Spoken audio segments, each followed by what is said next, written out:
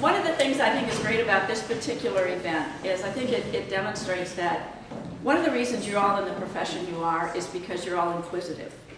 You like to you're looking at new things, whether it's in your own discipline or whether it's in somebody else's. I think that's a characteristic of university faculty and staff. I also applaud the people who are doing the presentation because I personally don't think it's easy to do presentations in front of your own colleagues. I used to think the hardest place to play a concert was on my home campus with all of my colleagues sitting there. You know, it was easier to play for strangers who were not going to be quite so honest with me at the event. Yeah. So, and I think this is also an example of the ongoing quest for knowledge and for the creation of new works, and I think also of sharing and learning about your colleagues' works. I think this is a great thing. Now, if you all come next time, which is in just 2 weeks, correct? And bring another person with you, then we would have even double the audience. So with that, I'm going to shut up and turn it over to, I think this has been this is our first joint presentation rather than having two separate people. So here we have Marc Brudzinski and Verónica Perera, who are going to talk about they're from the Latin American Studies faculty and talking about study abroad. Thank you. Yours.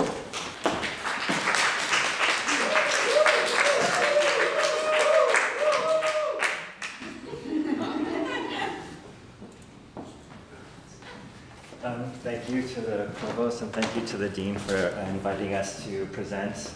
Veronica and I learned a lot about each other as colleagues putting this program together and giving it, so we're really glad that we get to share the joy with you all today. Veronica first proposed this program after noticing that Buenos Aires has been a big pull for study abroad programs, particularly in the last 5 to 10 years. I wanted to propose a program that was substantially different from the ones that she had seen. And so our program is, we feel that it's unique in that it's not a general program, but the entire program is focused on one historical period and one theme. So the historical period takes us from the last military dictatorship, 1976 to 1983, to the 2001 economic crisis, and the theme is collective memory. So we planned a program, and we took 19 students on it for this first time this past summer, and these are our students. And we had 18 students from Purchase and 1 student from Buffalo. We had students from sociology, anthropology, psychology, literature, political science, economics, and history, and several other majors. And this photo and all the other photos you'll see were taken by people on the program this year.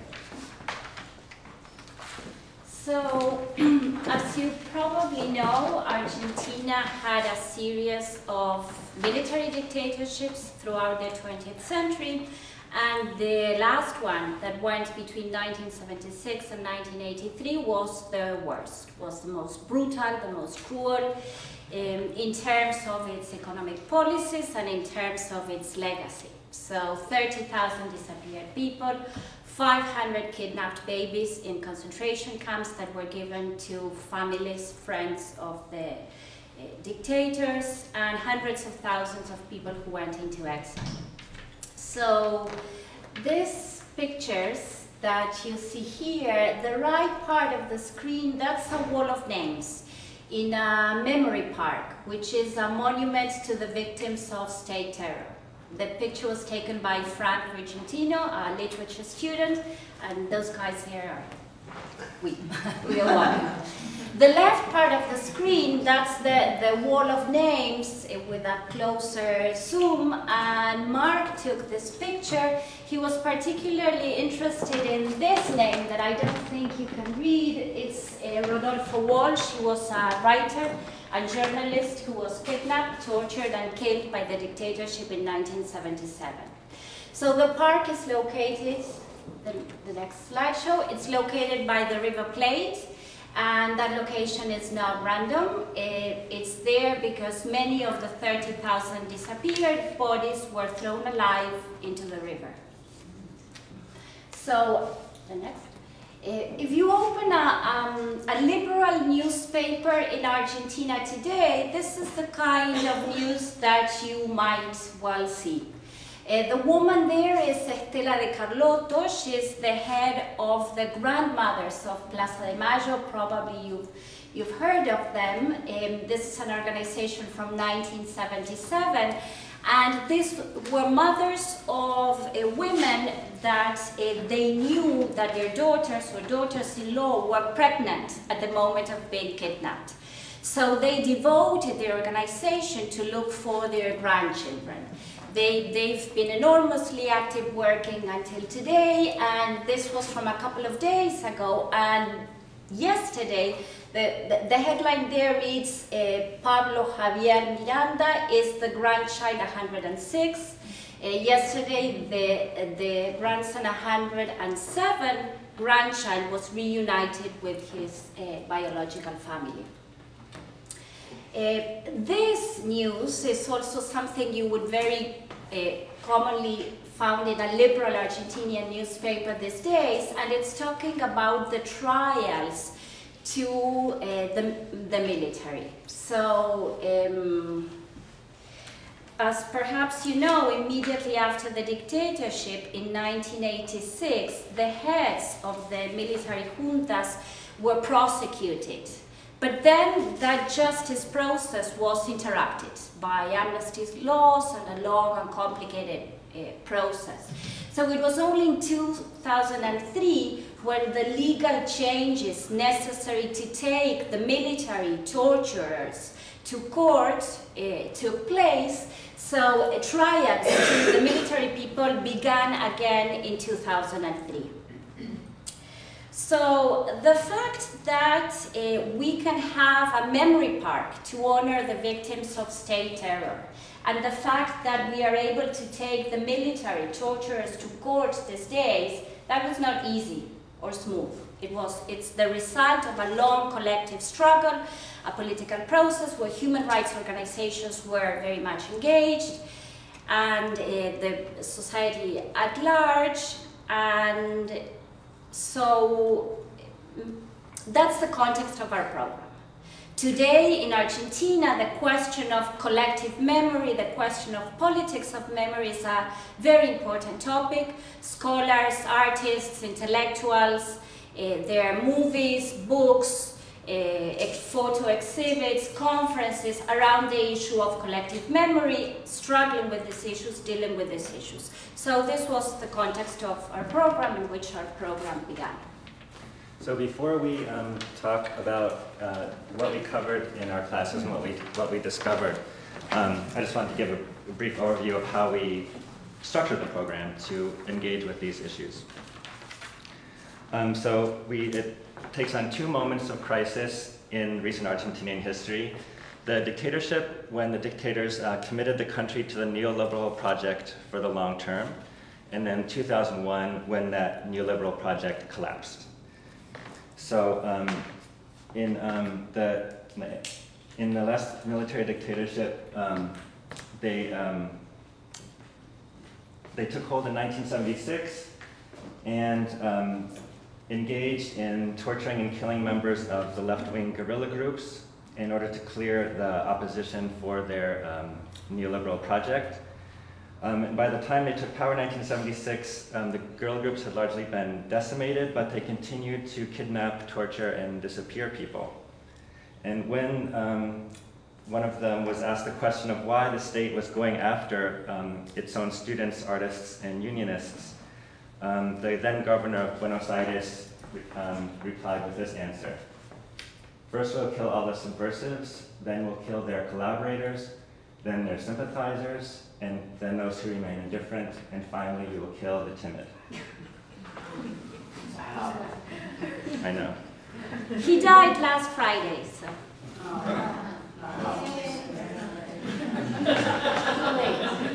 Cheers. So the material that we covered in this part of the program was memoirs and testimonies left by both the prisoners who survived and the torturers. And we also read critical analyses of the neoliberal program, and critical analyses of the process of constructing a collective memory on the national and international scale around this event. And for the 2001 part of the program,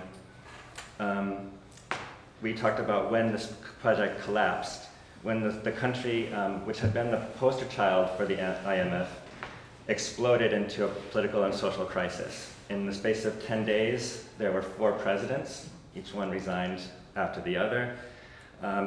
More than half the population was below the poverty line, and there was more than 20% unemployment. And so for this part of the class, we engaged with the social and economic responses to this crisis, and the film, visual art, and music that was being created and reworked in this period. So the overall structure had one overarching question, which was collective memory. We looked at 2 moments in 2 different courses, and we looked at them in 2 settings. One was in the classroom in the morning, and the other one was in the field in the afternoon.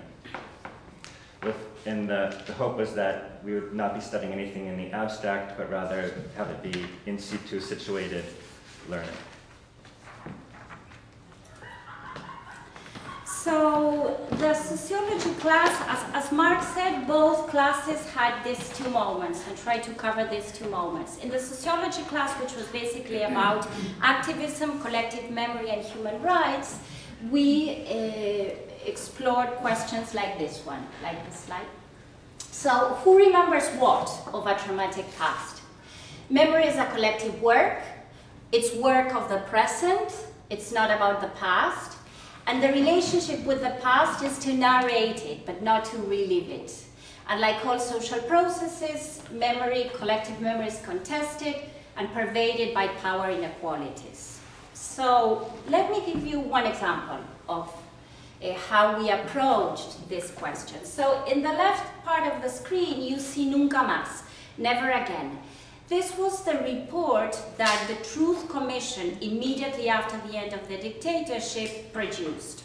So the first president after the dictatorship, Raúl Alfonsín, he gathered this commission, and survivors of state terror, perpetrators of state terror, few of them, but still perpetrators, and all sorts of witnesses, colleagues, friends, neighbors, declared in the commission what they knew about what had happened. And this report was produced. It was enormously important because it was the first in Latin America, very important for transitional justice. It became a bestseller. It was translated into 6 languages, and it was widely read, and it was enormously important because it established for the first time that the military had been responsible for those human rights abuses. It represented the victims of state terror as victims of human rights abuses, and this was very well established for the first time.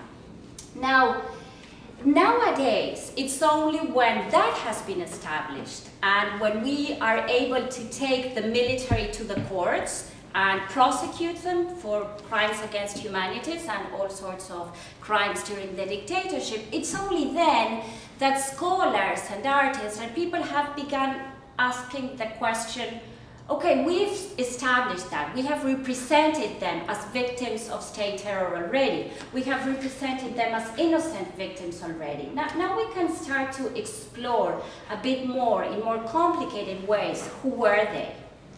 And so this scholar, Emilio Krenzel, social historian, he says, well, there's a humanitarian narrative here, which is fair enough, it's important, but this humanitarian narrative is erasing all sorts of political identities. So the political connections of the disappeared with revolutionary movements, with different kinds of groups, have been somehow erased from this text that has become the authoritative text of what happened in that period.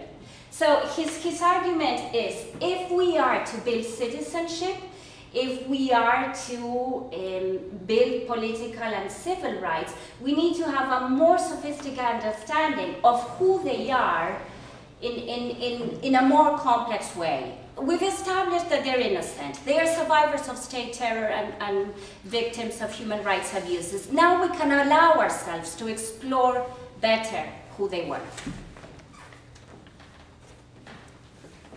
So in this part of the class, on the literature side, I'm going to talk just briefly about one of the research questions that I laid out for us to investigate as a class, and talk about some of the materials that we looked at, and then I'll tell you what actually happened. So the question was, how do people deal with a problematic past that hasn't yet become a collective memory, but exists in the present uncomfortably as an unresolved trauma, as a sort of unwelcome intrusion into the present? And so we read several memoirs that were written by former prisoners in the clandestine prisons. Some of them were done after they testified to the commission, and some used other people's testimonies as part of the text. And so I was prepared for us to talk about a lot of the metaphors that you would expect to see talking about the intrusion of the past into the present, like palimpsests, or scabs, or ghosts that haunt the present, that should be in the past. But then we also looked at one of the sites where the torture happened. Here we are at the former Naval Mechanics School, and we're preparing to go in. The guide is explaining to us the different buildings on the campus that were used for torturing the prisoners. And here you can see how big the campus was, how many buildings there were, and how it's right in the middle of a neighborhood in Buenos Aires, surrounded by apartment buildings and shops. And this is the last photo that we could take before we went inside, because we weren't allowed to take pictures inside because the building is being used as evidence in these ongoing trials. And as I said, I was prepared to talk about a lot of these metaphors like ghosts and scabs, but the one that came up that I wasn't anticipating was human urine. Because one of the students in this class talked the next day about how he'd noticed when he went by the lavatory that the prisoners had used, he could still smell the urine. And that meant for me that we had to look at this building as having a new status. Because it meant that we weren't just interested in the events that happened in the past inside the building, but we were interested in this textured object that exists in the present. And so we talked about this theory of texture that Reinu Bora elaborates, drawing on Walter Benjamin, where the texture of an object registers its history. So when we engage with an object in its texture, we ask ourselves, how did it get to be this way? How did it get to feel this way? Who did this to it? And so in the prison, we found ourselves asking who urinated on this wall, how long were they there, how many people urinated on this wall. And in this case, the texture is so profoundly human. The building smelled like humans. That the mix of the building plus material from the human body made a kind of a hybrid textured artifact that existed in the present. And this is especially important in this case, in the legacy of the dictatorship, because the major problem was that there were no bodies. These were disappeared people. So the families didn't have any bodies to bury. They couldn't have a funeral. So the problem of the missing bodies was central. And so if you engage with the texture of this building, you realize that this building is part body. And this made it the sort of the counterpart to another artistic intervention. We spent a long time there. It was night when we left. This is the outside of the Naval School. And these are siluetas. This is an action called a siluetazo that started right at the end of the dictatorship, where the families of the victims drew silhouettes, empty silhouettes, and put them up in public. And so by affixing them to buildings where they knew that torture had occurred and where the family members had been killed, they registered that there were bodies. And they grafted the human onto this building. The dictatorship had tried to give a sheer texture to the building. And these artists, and later the mass public, restored a rough human texture to the buildings. And so that allowed us to talk about how the fight for the texture of the city is a fight for the historiography. Who gets to control the historiography of the city? That shadow there is Emily Bishop, by the way. She took the picture. So, the sociology class, the second part, we dealt with the 2001 crisis. And like Marc said earlier on, this economic crisis left 21% of unemployment, more than half the population below the poverty line, and many people evicted from their houses or with housing problems. So this is a kind of So among the organizations that we visited and that we worked with was this one, Movement of Squatters and Tenants. Squatters, it's MOI in Spanish, Movimiento de Ocupantes e Inquilinos, and it was a way of exploring these new cultures of rights and this growth from political to economic rights and from individual to collective rights. And this idea of the right to the city is very important for them. So here we are with them. So this is part of students, and in the back with some of members of this organization. And this is a house which is in construction, and the next slide shows us this is the kind of buildings that they themselves do. They work with the principles of collective work and mutual aid.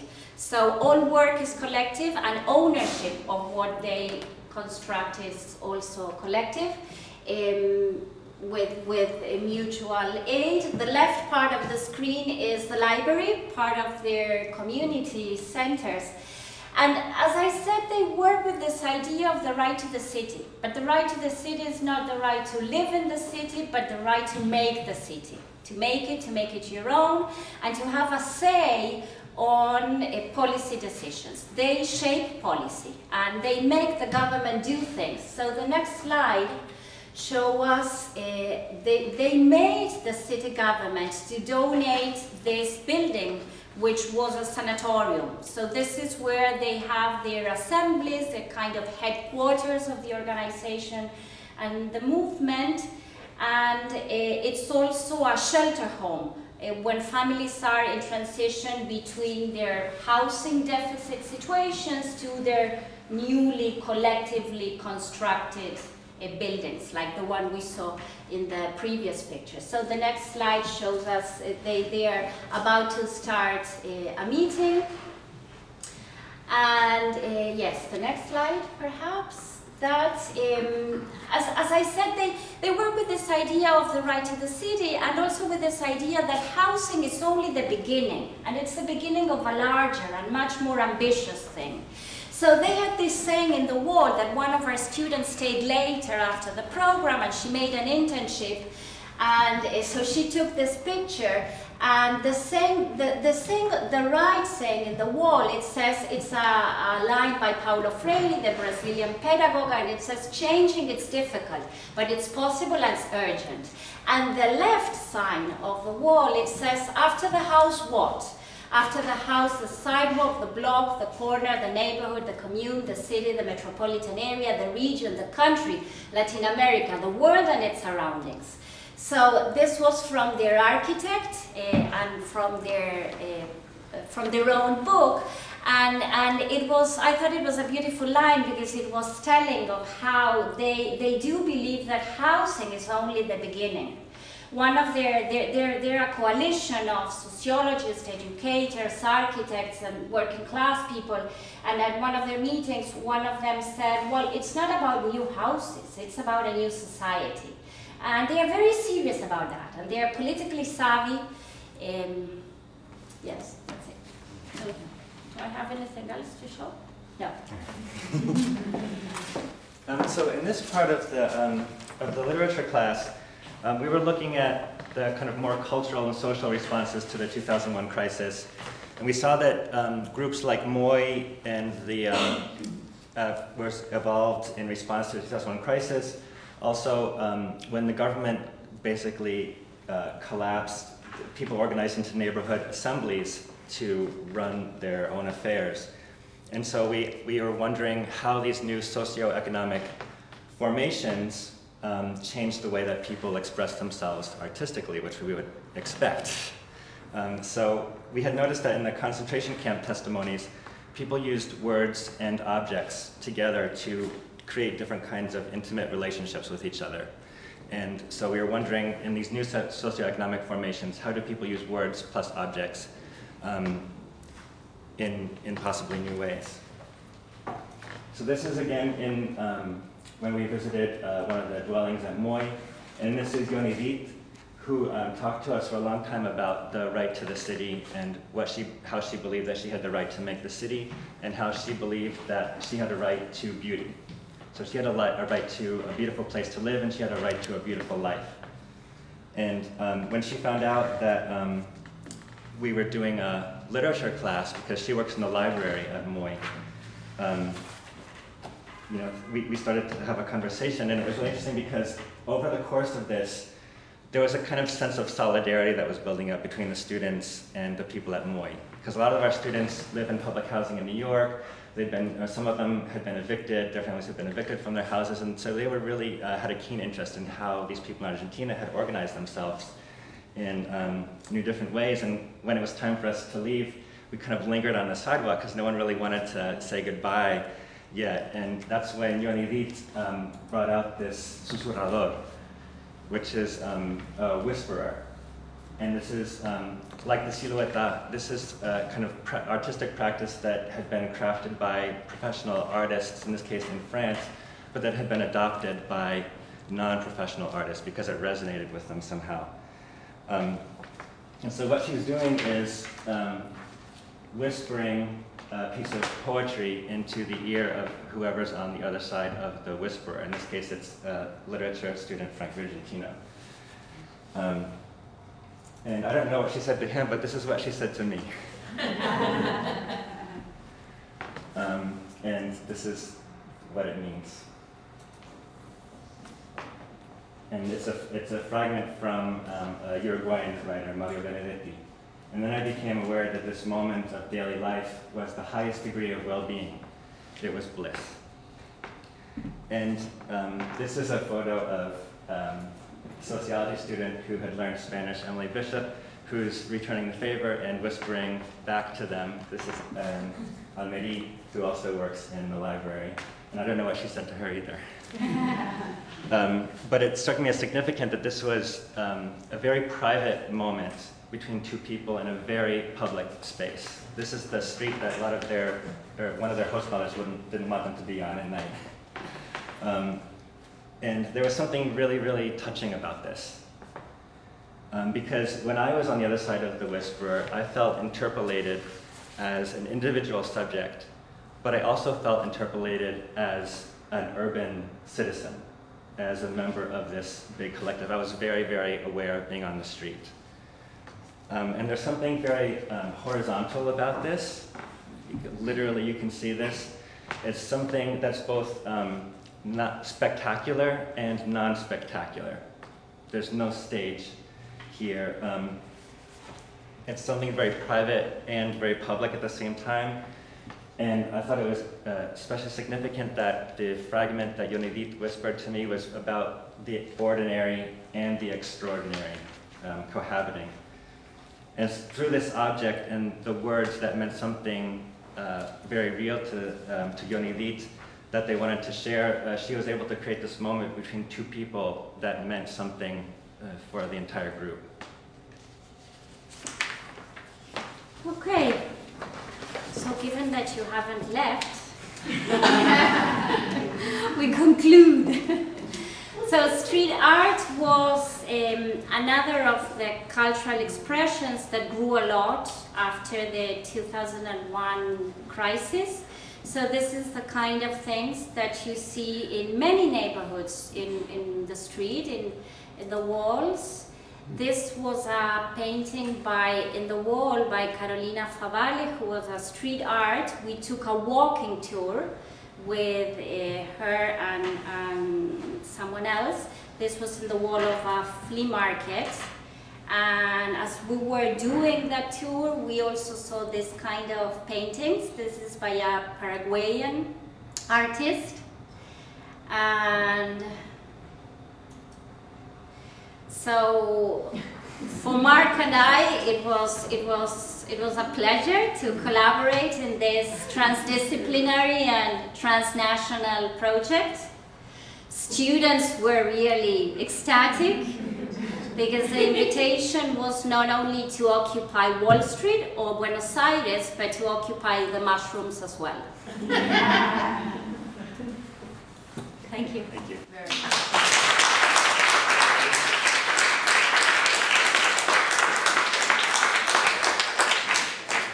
How are we doing on time? We're okay. Questions?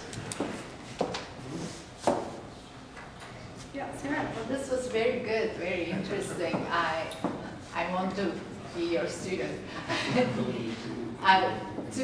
Related to that, actually, it's like, did all students have Spanish speaking abilities and so, and how did you kind of negotiated that? And the second question is a little bit more about the street art. How did you connect the two themes, or how do they connect it to themes if they do? Should I go first? You want to do the language? Yeah. So no, the language was not a requirement. We told students that they did not need to know Spanish in order to join the program. Classes were in English, and all field trips were translated for them. Everything that was said in the field trips, Marc and I took turns to translate, which was a very demanding cognitive task, by the way. Yeah, yeah, it's intense to be.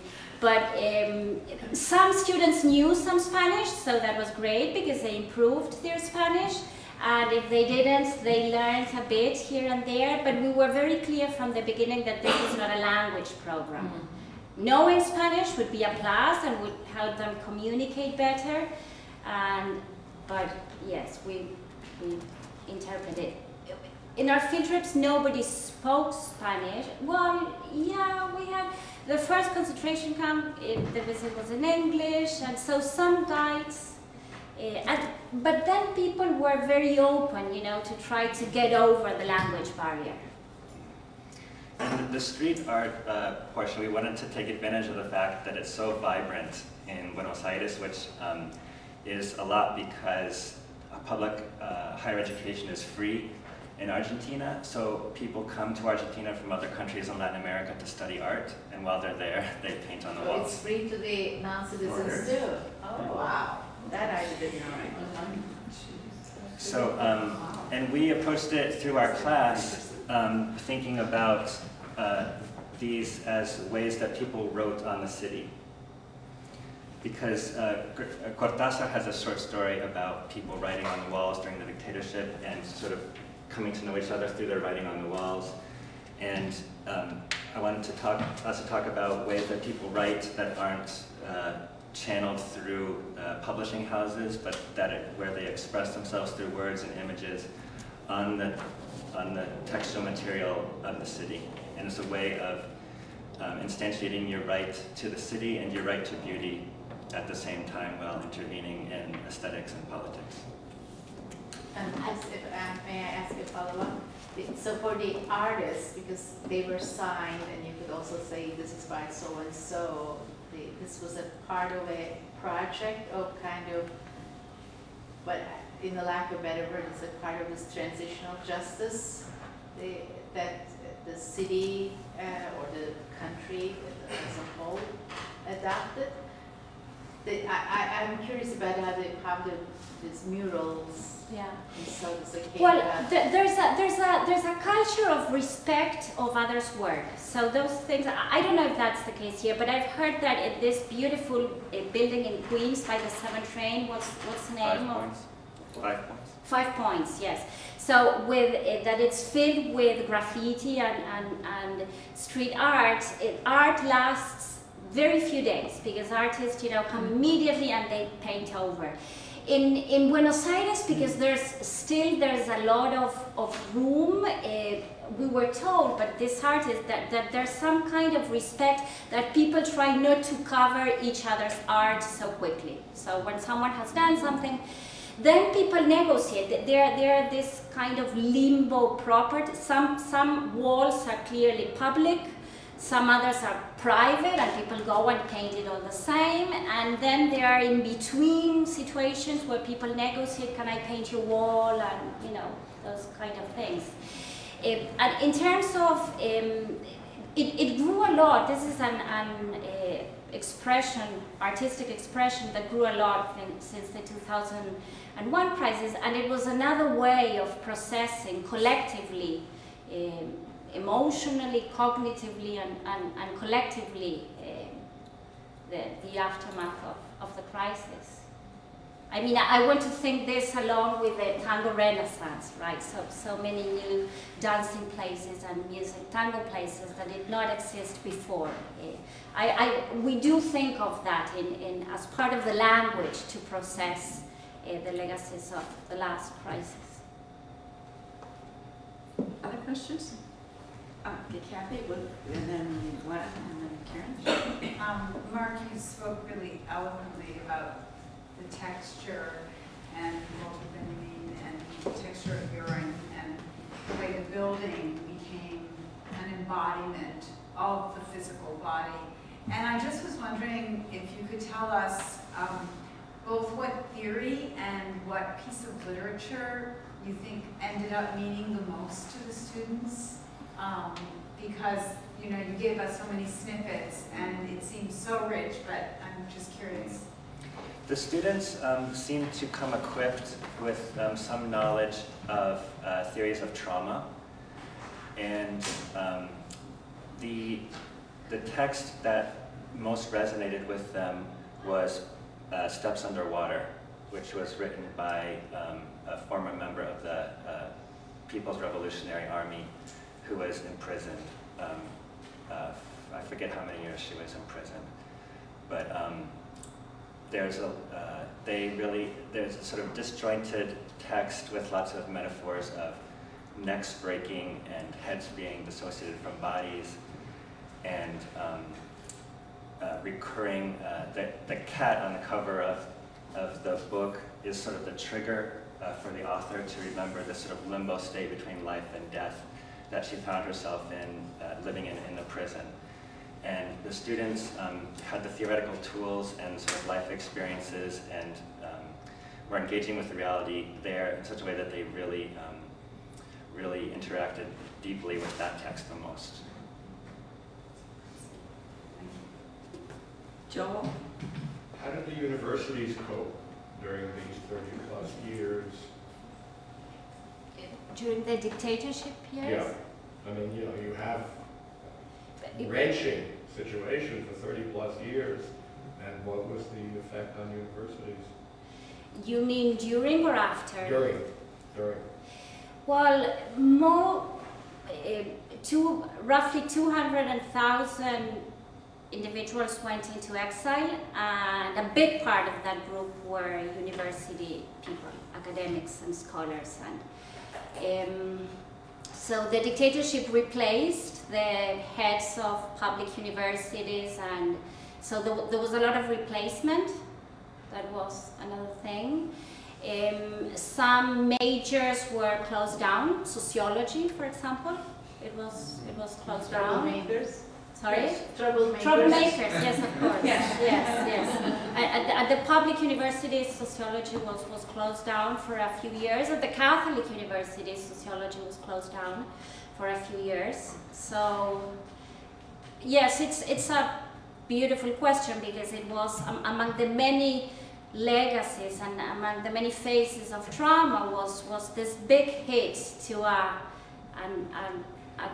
group of people who thinking about social change, or intellectuals, artists, journalists, unionists, different kind of activists, yes, together with university and scholars.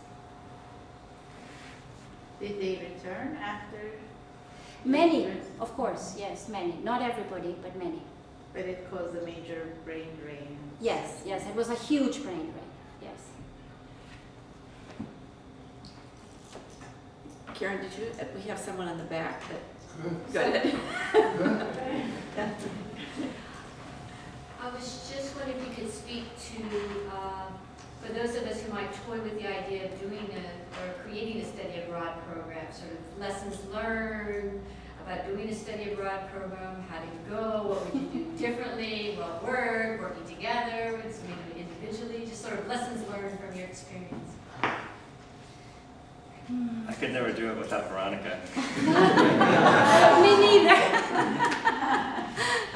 Maybe that's a good lesson, is to do it in pairs. In pairs. Yeah. Or do it Share with some. Veronica. No,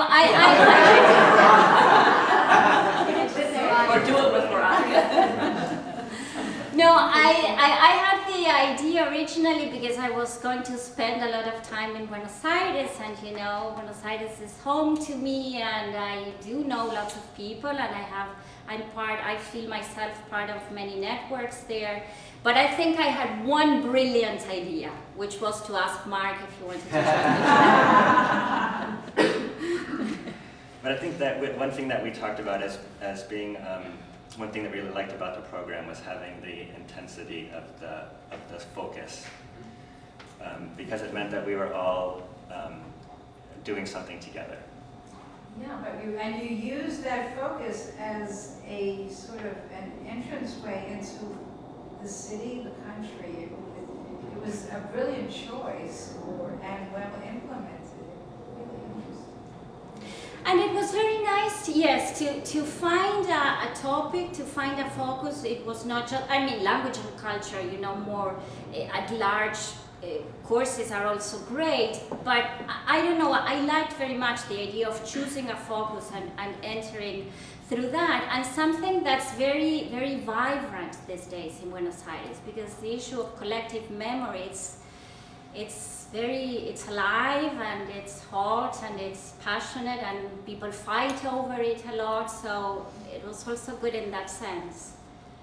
We had lots, we could have invited 100 more people than those that we invited. We invited only some scholars and some filmmakers and went to some places, but we could have gone to many other places. So perhaps choosing a topic that gives you some entrance to the place, that makes a lot of sense in the place, that's good. What if you moved outside of Buenos Aires into the rest of Argentina? Are the people, would that still make sense, or is it really, Yes. Yes, in terms of concentration camps, there were roughly 500 and spread 100 in Buenos Aires, but the rest throughout the country, so there are places to go see. The dictatorship was a national experience, so Perhaps the responses to the last crisis, 2001 economic crisis, that's, I mean, that was of course, people suffered a lot outside Buenos Aires because of that, but the activists' energies and organizations are not that evenly distributed, I would say. But it would make sense to have this also outside Buenos Aires. Tom, you still have a question? Yeah, you may have said this because I came in late, but I'm just curious, if you look at the street art, do you see a communicative difference between that street art and what you would see, you know, in any American city in terms of what the artist is communicating? I do. The mushrooms one that we showed at the end has a horned figure throwing a Molotov cocktail against a bank, and you can't see all the writing, but this is a protest against the sort of bank crisis that's affecting everyone, and they have the time to elaborate these multivalent murals without fearing that the police are going to stop them or paint over it the next day. This is the artist in the orange, not of this one, but of the previous one, and she always puts texts next to her pictures, which make them easier for people like me to analyze. This one says, "Ungovernable are the minds that think." Yeah, the minds that think, the hearts that feel, and the hands that make. And so this is about, she's addressing the conflict between the state and the expressive desires of the people. And so sometimes they're explicitly engaging with, current crises or lingering crises. This artist has very present in her mind the mentality that she associates with the dictatorship. And that kind of informs everything that she does. And the students were saying, we don't see anything like this in New York. And I was trying to think of, if I had seen something like this in New York recently, and I hadn't seen anything that I could tell them that I had So it's seen. more political against the government, or is it? What is it that's being communicated that you don't see in street art in, pick one, New York, LA? To me, I guess it's some of it is explicitly, there's a lot that's against the current administration and a lot that's in favor of the current administration. That's in that specific sense. And then there's some that's more like this, that's addressing certain kind of political mentalities beyond certain parties or certain policies. And so this is a manifestation of Occupy Wall Street in art. Yeah, I got the sense that there was a kind of oppositional spirit that there was some kind of cultural force behind, that the sheer volume of the art that's on these walls everywhere means that you don't see a little drawing somewhere and think, oh, that's interesting. You see this as a massive phenomenon. And I would say there's also something interesting not only about the art per se, once it's somehow finalized on the wall, but about the activity itself. There's a certain freedom and spirit, collective spirit of inquiry. People get together and they start painting and dividing up walls and negotiating that in a free way that also is part of the phenomenon. Yeah, this artist, for example, will go up to a house out of the blue because she wants to paint on a wall of the house that's facing a park, and go back to this house day after day over months, not every day, but over a period of months, and establish a relationship with this person she didn't know before, and talk to them about what she wants to draw and why she wants to draw it. And so she's forging new kind of interclass relationships through this activity of negotiating, because there, if you own the wall, you decide what goes on the wall, she explained to us. There's no sort of zoning laws that she has to take into consideration. So it's a one-to-one negotiation, and then everybody who lives in that neighborhood lives with this image. Yes, Mark? Stephen, Yeah, okay. I'm curious, I really like the metaphor of the texture of the building. I think someone's already mentioned that. But I was wondering how this whole trip affected the texture of the students by the end. So what did they come away with after this experience? I know that's a broad question. I start or you start? So first of all, we were complimented by, we felt, like mom and dad. I'm very proud, mom and dad. So many people told us, who are they? They're smart. I mean, they're engaged. They ask good questions. They would say where they're from. We'd say we're from the public university of New York, and that was kind of they would respond to that. It meant something to them. Yeah. So yeah, by the end, we were very scared. I was very scared. It was the first time I was doing this. Buenos Aires, it's a city with a very big night, wild night, and very late. And when I say very late, it goes until 7 in the morning. That's normal. So I said, oh my God, what am I doing? Bringing 20 kids, they're going to. But no, complaints that we had were, for example, well, Veronica, there's not enough quiet space in the residence room. In the residence, we cannot do work. And I was, are you feeling? Is there anything wrong with you?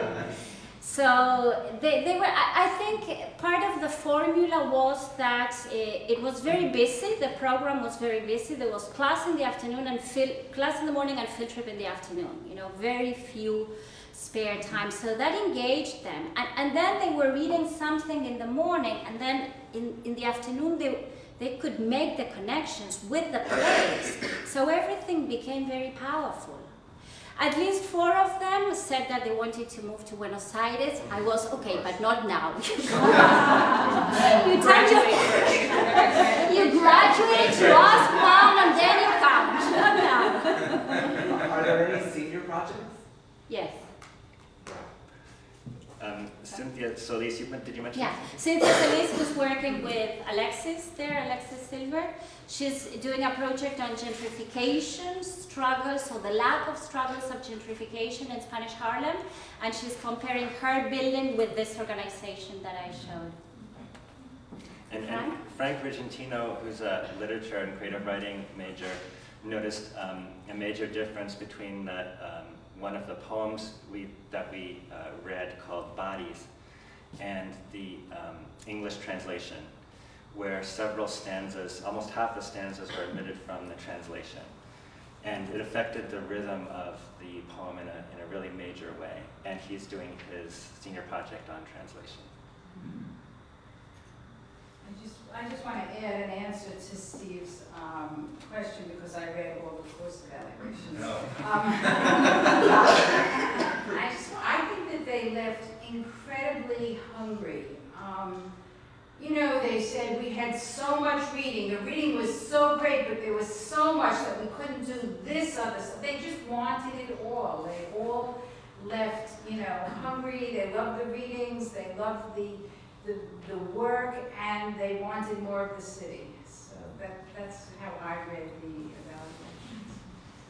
Really great. Go ahead. We got time for one more question.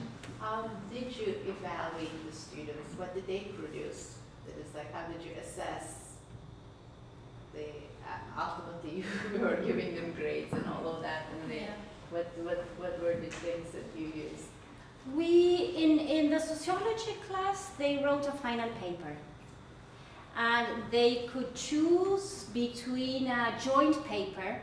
So we thought of common questions and around issues that have come up in both classes. And we told them, you have to show us, it's one answer, one essay, but you have to show us that you have some command over the material of the 2 classes. and questions around activism, the body, the city. That was a sociology class, and then my protagonist role thing that I do, that it's a way of participation, but there was one piece of writing at the end. And the protagonist role comes with brief pieces of writing, 2 per person. So we had to write twice throughout the class, like response papers, short essays, and then a long one in the end, which was due 1 week after the end of the program. They had 1 week at home to do it.